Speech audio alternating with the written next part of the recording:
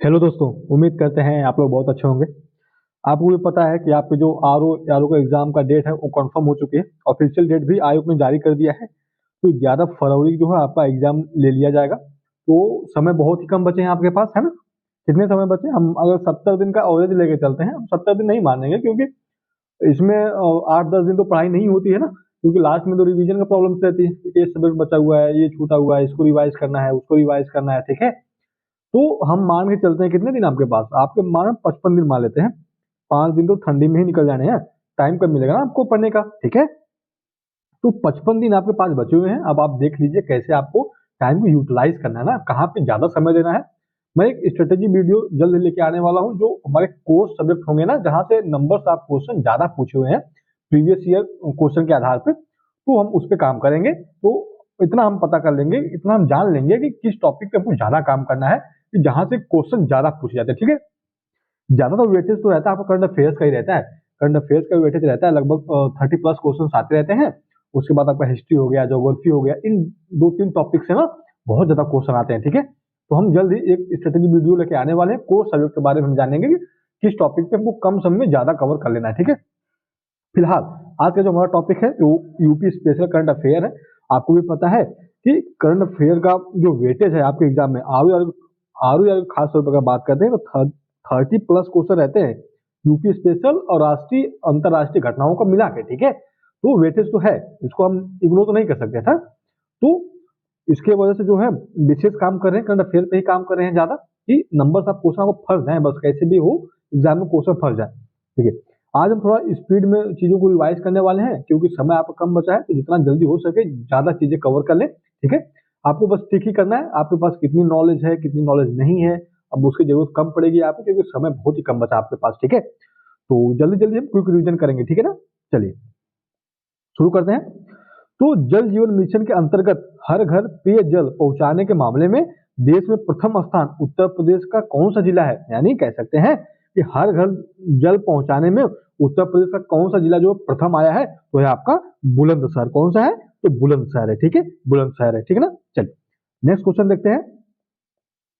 हाल ही में भारतीय सौर ऊर्जा निगम लिमिटेड में के नए निदेशक किसे नियुक्त किया गया है, कह सकते हैं नया सीईओ किसे नियुक्त किया गया है? नियुक्त किया गया आपके जोशित रंजन सिकदर को, ठीक है। इसको ज्योति रंजन सिकदर को जो है आपका सौर ऊर्जा निगम लिमिटेड का क्या नियुक्त किया गया है? तो सीईओ नियुक्त किया गया है, ठीक है ना। ठीक है, नेक्स्ट क्वेश्चन देखते हैं। हाल ही में उत्तर प्रदेश मुख्यमंत्री योगी आदित्यनाथ ने तत्वा प्लास्टिक पाइप फैक्ट्री का उद्घाटन कहाँ पे किया है? गीडा में किया है ना। कहाँ पे? गीडा में, गोरखपुर इंडस्ट्रियल अथॉरिटी डेवलपमेंट, ठीक है। ठीक है ना, इतना क्लियर है ना। गीडा में कहाँ पे? तो गोरखपुर में किया है। प्लास्टिक का उद्घाटन किया गया, प्लास्टिक फैक्ट्री वहां पे लगाई जाएगी। यहीं पे आपका अंतर्राष्ट्रीय मेले का भी आयोजन किया गया था। मदन मोहन मालवीय विश्वविद्यालय जो है आपका कहाँ पे है? तो गोरखपुर में है ना। गोरखपुर में बहुत ज्यादा विश्वविद्यालय बनाए जा रहे हैं ना, तो ध्यान रखिएगा इसको भी, ठीक है। तो नेक्स्ट क्वेश्चन देख लेते हैं। 18 सितंबर 2023 को यूनेस्को के विश्व धरोहर स्थल में शामिल होने वाला भारत का 42वां स्थल कौन सा है? इसमें आपका कर्नाटक होयसल के पवित्र समूह मंदिर है ना। होयसल का जो मंदिर है ना आपका कर्नाटक में बहुत ही फेमस मंदिर है ये, ठीक है। तो इसमें शामिल किया गया है, 41वां होगा, ठीक है। ये 41वां स्थल होगा, 42वां तो दूसरा है ना, ठीक है। तो कह सकते हैं यूनेस्को के विश्व धरोहर स्थल में शामिल होने वाला भारत का 41वां स्थल कौन सा है? कर्नाटक के होयसल के पवित्र मंदिर जो समूह है वो है, ठीक है। चलिए देखिए, आपको 2-3 दिन वीडियो नहीं प्रोवाइड हो पाया, उसके लिए वेरी सॉरी। और कुछ प्रॉब्लम थी और उसको थोड़ा सॉल्व करने में टाइम लग गया, मतलब अब ठीक है सब, ठीक है। तो अब डेली कंटिन्यू आपको वीडियो प्रोवाइड होती रहेंगी। आपको रात को 9 बजे हम इतनी टाइम जो है, रात को 9 बजे हम अगर क्लास करंट अफेयर का रहेगा या प्रैक्टिस का रहेगा, और सुबह में 10 बजे हम आपको स्टैटिक पोर्शन जो रहता है आपका यूपी का, ज्योग्राफी हो गया, पॉलिटी हो गया, इकोनॉमी हो गया, हम इसको कवर करने वाले, ठीक है। तो अच्छे से हम कवर करेंगे, ठीक है। थोड़ा तेज चलेंगे क्योंकि आपको पता है समय बहुत ही कम बचा है, ठीक है ना। चलिए नेक्स्ट क्वेश्चन देखते हैं। 15 सितंबर 2023 को दक्षिण राज्यों या केंद्र शासित प्रदेशों के पशुपालन एवं डेयरी क्षेत्र की क्षेत्रीय समीक्षा बैठक कहाँ आयोजित की गई थी? सिंपल सा, बस इतना आप ध्यान रखेंगे। पशुपालन डेयरी की क्षेत्रीय जो परिषद है उसकी समीक्षा करने के लिए बैठक कहाँ आयोजित की गई थी? तो उसकी बैठक जो आयोजित की गई थी कहाँ पे? तिरुवनंतपुरम में। कहाँ पे? तिरुवनंतपुरम की गई थी। बस आप इतना इसको ध्यान रखेंगे, इतना मोर देन एनफ है, ठीक है ना। इतना पढ़ने की जरूरत नहीं है, बस इतना ठीक है। पशुपालन के लिए डेयरी क्षेत्रीय समिति की बैठक कहाँ की गई है? तो तिरुवनंतपुरम में की गई है, ठीक है ना। चलिए नेक्स्ट क्वेश्चन देखते हैं। भारत अंतरराष्ट्रीय स्तर पर मान्यता प्राप्त OIML international organisation for legal metrology का फुल फॉर्म होगा international organisation for legal metrology प्रमाण पत्र जारी करने वाला विश्व का कौन सा देश बन गया है? तो विश्व का जो देश है आपका 13वां। इसके पहले 12 देश और हैं जो इस प्रमाण पत्र को जारी कर चुके हैं, ठीक है। तो 12 देशों का नाम इंपॉर्टेंट नहीं है, क्योंकि एक दो देश रहते तो हम क्रोनोलॉजी के रूप में उसको देख लेते, लेकिन यहाँ पे 12 देश ऑलरेडी हैं। इतना एग्जाम में तो क्वेश्चन नहीं बनाने वाला आपसे, सिंपल से इतना पूछ देगा आप सिर्फ कि international organisation for legal metrology प्रमाण पत्र जारी करो। भारत कौन सा देश है? तो भारत 12वां है, भारत 13वां है, सॉरी, विश्व में 13वां है, ठीक है ना। इसके पहले 12 देश और जो है जारी कर चुके हैं। नेक्स्ट क्वेश्चन देखते हैं। 14 सितंबर 2023 को भारतीय मूल के अर्थशास्त्री थर्मन षणमुगरत्नम ने किस देश के 9वें राष्ट्रपति के रूप में शपथ ली है? कहाँ गए हैं? तो काफी इंपॉर्टेंट हो जाता है इस तरह के क्वेश्चन ना, आपके आर में पूछे जाते हैं, ठीक है, पूछे गए हैं, अब पूछे जाते भी हैं, ठीक है ना। हम इसको तो कवर करेंगे, जहां हमको लगेगा कि हाँ ये क्वेश्चन इंपॉर्टेंट है, सिर्फ उसी को हमने यहाँ पे ऐड किया है। अदरवाइज करंट अफेयर्स के लिए तो बहुत सारे रिसोर्सेज हैं, इतनी सारी रिसोर्सेज हैं, इतने ज्यादा क्वेश्चन है, लेकिन इंपॉर्टेंट क्या है हम उसको क्लासिफाई करना होता है, ठीक है। ये आप कैसे क्लासिफाई कैसे करोगे? प्रीवियस ईयर के आधार पर करोगे, किस टॉपिक से कितने क्वेश्चन पूछे गए हैं, कैसे क्वेश्चन डिजाइन किया गया है, ठीक है। तो ये प्रीवियस ईयर के आधार पर ही चीजें क्लियर हो पाती है, ठीक है ना। तो उतना तो मैं उम्मीद करता हूँ कि आप सीरियस एस्पिरेंट हैं, चाहे आर हुआ चाहे पीसीएस का हुआ, तो आपने सिलेबस और प्रीवियस ईयर क्वेश्चन तो अच्छे से देख रखा होगा आपने ना। देख लीजिए प्लीज, समय बहुत कम बचा है, ठीक है ना। चलिए, तो सिंगापुर के ये रहने वाले हैं, ठीक है, जो 9वें राष्ट्रपति बने, भारतीय मूल के ही हैं, ठीक है। चलिए नेक्स्ट क्वेश्चन देखते हैं। उत्तर प्रदेश कैबिनेट ने नोएडा की पर बनाने की मंजूरी प्रदान की है। एक औद्योगिक शहर बनाया जाएगा ना आपको, कहाँ पे? तो औद्योगिक शहर बनाया जाएगा आपको नोएडा के आधार पर। यहाँ पे क्वेश्चन शायद टाइपिंग में थोड़ा मिस्टेक हुई है, ठीक है। तो सिंपल सा इतना याद रखिए कि एक औद्योगिक शहर आपका डेवलपमेंट किया जाएगा किसके आधार पर? नोएडा के तर्ज पर। तो आपका कहाँ पे किया जाएगा? तो किया जाएगा आपके कहाँ पे? तो बुंदेलखंड क्षेत्र में ना, कहाँ पे? बुंदेलखंड क्षेत्र में आपका एक औद्योगिक शहर जो विकसित किया जाएगा। इसके लिए लगभग 600 करोड़ प्लस फंड एलोकेट किए गए हैं, और जमीन भी वहाँ पे कुछ, और जमीन देने के अवैध में जो पैसा दिया जाएगा, जमीन लिया जाएगा, उसके लिए इतना फंड जो है एलोकेट किए गए हैं, ठीक है। चलिए नेक्स्ट क्वेश्चन देखते हैं। 11 सितंबर 2023 को भारत ने ऊर्जा सहित 8 क्षेत्रों में सहयोग पर किस देश के साथ एक समझौता ज्ञापन पर हस्ताक्षर किए हैं ना। ऊर्जा क्षेत्र में बढ़ावा देने के लिए भारत जो प्रतिबद्ध भी है आपका कार्बन इमिशन कम करने के लिए, ठीक है। तो अभी हमारा जब COP28 हुआ था, हमारे प्राइम मिनिस्टर ने लाइफ मिशन भी चालू करा था कि कैसे इन्वायरमेंट प्रोटेक्ट कर सकते हैं हम, कैसे इमिशन को कम कर सकते हैं ना। तो उस वो कह सकते हैं भारत एक कदम बढ़ा रहा है। तो ऊर्जा रहेगा तो इन्वेस्टमेंट कम होगा आपका। तो किया है किसके साथ? तो किया है इन्होंने सऊदी अरब के साथ। किसके साथ? तो सऊदी अरब के साथ इन्होंने एमओयू किया है, ठीक है। नेक्स्ट क्वेश्चन देख लेते हैं। हाल ही में क्वालिटी काउंसिल ऑफ इंडिया की एक मोबाइल एप्लीकेशन ऐप सरपंच संवाद का अनावरण कहाँ किया गया है? तो किया गया है आपके गुवाहाटी में। कहाँ पे?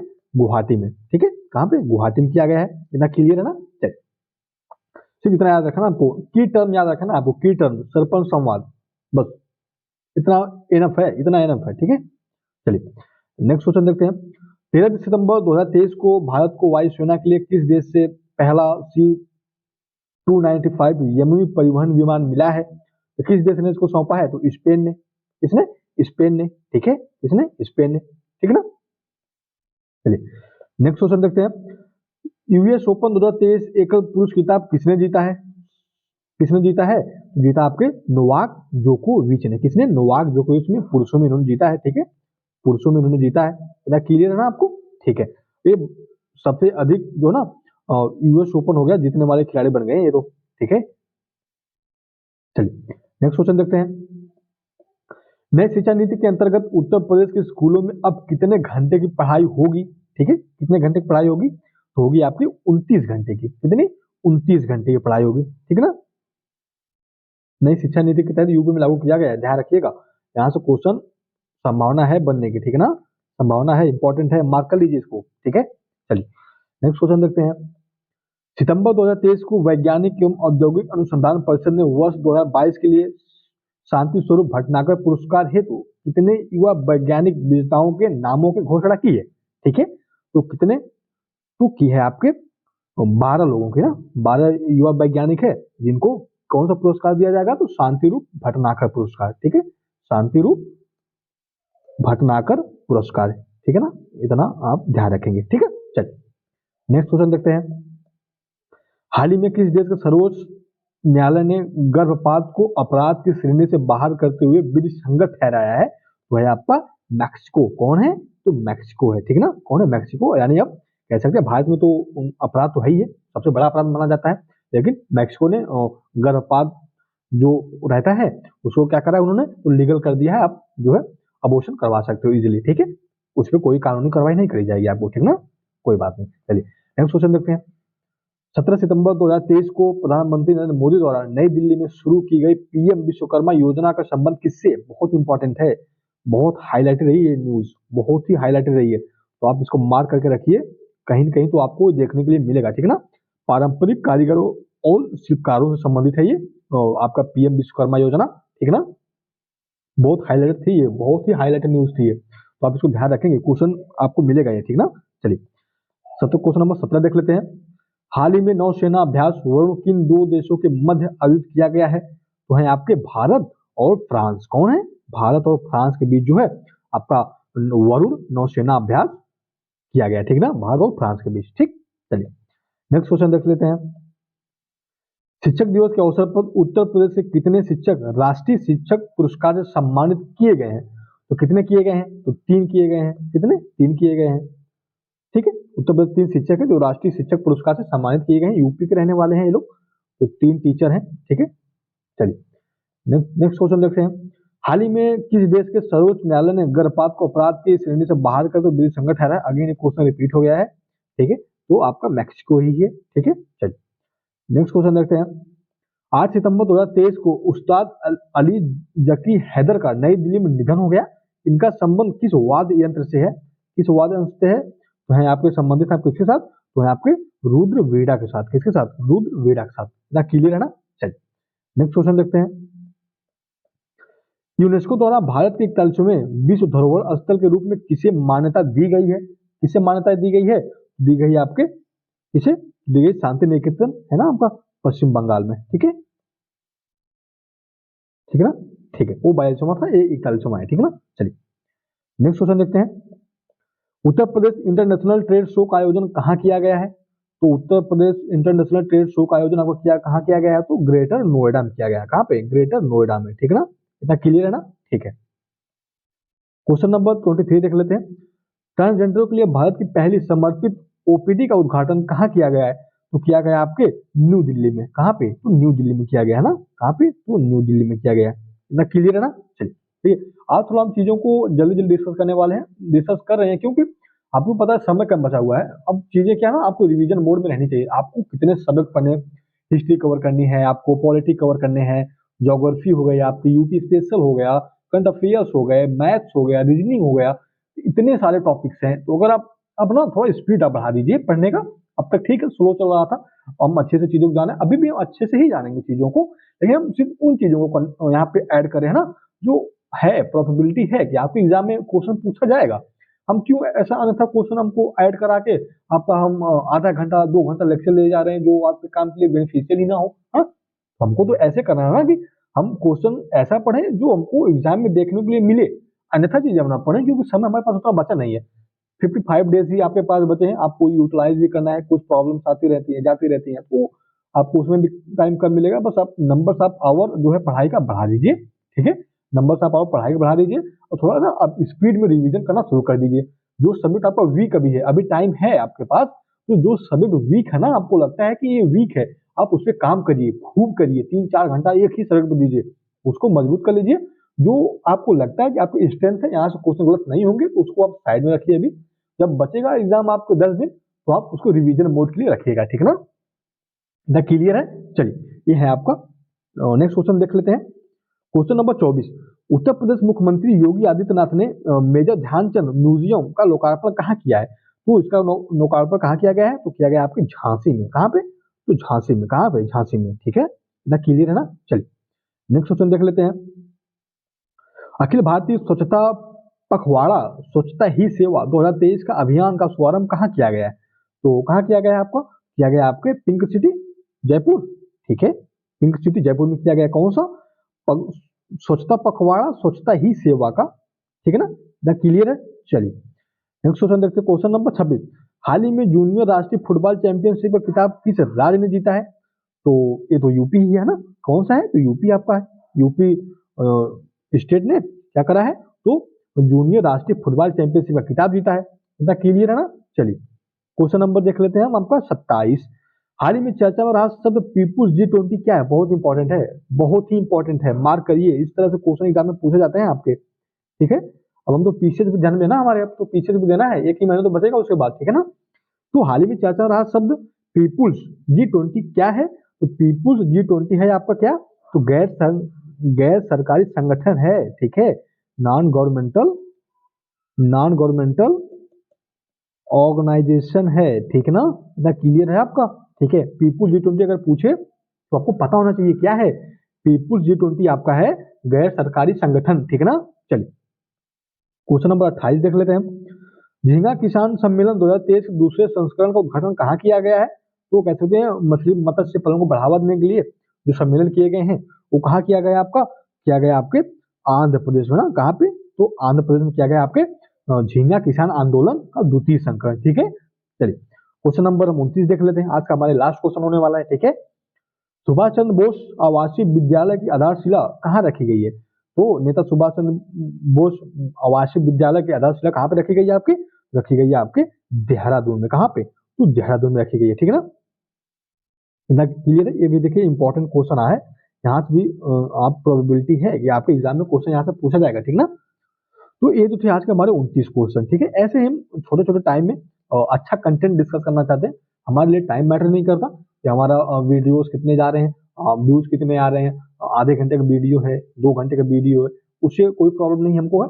हम बस आपको एक अच्छा कंटेंट कम समय में बढ़िया देना चाहते हैं ताकि आपको एग्जाम में उसका फायदा मिले। ऐसा ना हो कि आप उन चीजों पे ज्यादा काम कर रहे हैं जो आपको एग्जाम के लिए बेनिफिशियल साबित ना हो, ठीक ना। हम आपको एक वीडियो बना के देने वाले हैं कि आपको किन सब्जेक्ट पे कितना काम करना है, ठीक है, ताकि आपका जो कट ऑफ है ना वो आप उसको क्रॉस कर जाए, ठीक है। ठीक है, हिंदी का काम आपका है, हिंदी आपको पढ़ना पड़ेगा क्योंकि 60 क्वेश्चन आने हैं और 6 टॉपिक ही हैं। लगभग आपको 50 प्लस क्वेश्चन तो सही करने पड़ेंगे, ठीक है। 50 प्लस क्वेश्चन आपको सही करने पड़ेंगे। अगर 50 आपने यहाँ से कर लिया, आप मैं करंट अफेयर जो पढ़ा रहा हूँ 30 क्वेश्चन यहाँ से आने हैं तो 25 मान लीजिए यहाँ से आपके सही हो गए, ठीक है। तो 5 3 5 2 7 75 क्वेश्चन तो आपके ऐसे ही हो गए, ठीक है। 75 तो ऐसे ही हो गए। उसके बाद पॉलिटी ज्योग्राफी बचती है, आपका यूपी स्पेशल बचता है, तो आप कट ऑफ दाग जाएंगे, ठीक है ना, इजीली दाग जाने वाले हैं, ठीक है। तो अच्छे से बस तैयारी करते रहिए, ठीक है। तो कल आपको, आज तो हमने करंट अफेयर डिस्कस करा, ठीक है, कल हम 10 बजे आपको एक वीडियो और प्रोवाइड कराएंगे जो हम यूपी की ज्योग्राफी है उसको पढ़ाएंगे, उसके बाद हम प्रैक्टिस क्वेश्चन करवा देंगे ताकि आपका वहां से पूरा तरह से डाउट जो है वो खत्म हो जाए, ठीक है। तो उम्मीद करते हैं कि आज का लेक्चर आपको पसंद आया होगा।